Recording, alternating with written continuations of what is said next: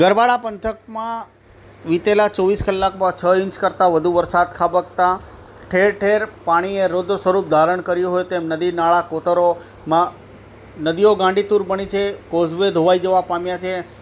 પાણીએ રૌદ્ર સ્વરૂપ ધારણ કરતાં કેટલાક સ્થળે કોતરોમાં કેડસમાં પાણી પણ ભરાયા છે.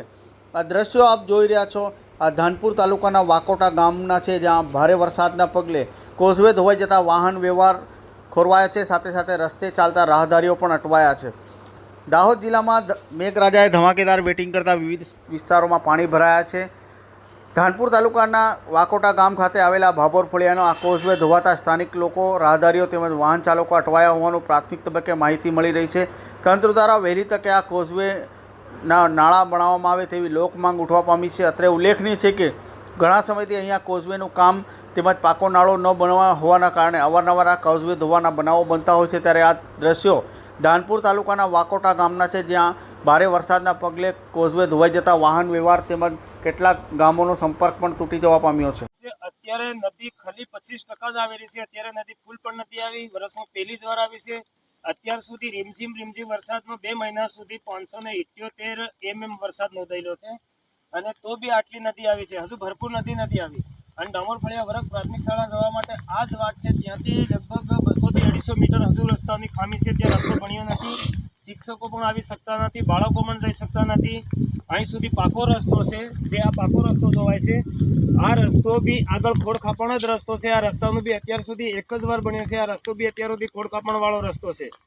જેથી કરીને તંત્રને અમારી નમ્ર વિનંતી છે કે જે કંઈ તંત્ર લાગતું હોય, અત્યારે 75 થી 78 વર્ષ દેશને થયા. ચંદ્રિકાબેન બારિયા બી 10 વર્ષ ધારાસભ્ય તરીકે એ લોકો કરી કે એમનું મતદાનનો વિસ્તાર છે. અત્યારે મહેન્દ્રભાઈ ભાભોર સાહેબ છે, જિલ્લા સભ્ય, તાલુકા સભ્ય, કોઈ જ આની પાછળ એટલું બધું ધ્યાન આપતું નથી. અત્યારે દરેક લોકોને નદી કાઢવા માટે, બીમાર માણસ માટે, કોઈ માલ સામગ્રી દુકાનથી લાવવા માટે બધી રીતની પરિસ્થિતિ નડે છે.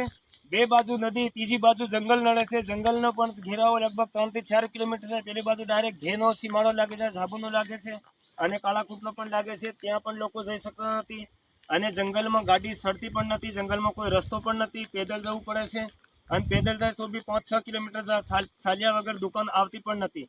આવી જ પરિસ્થિતિમાં આ ફળિયો ઘેરેલો છે. અને આ ફળિયાનું અંદાજિત મતદાન 250 થી 300 મતદાન છે. 500 થી 700 જનસંખ્યા વસ્તી ધરાવતો ફળિયો છે.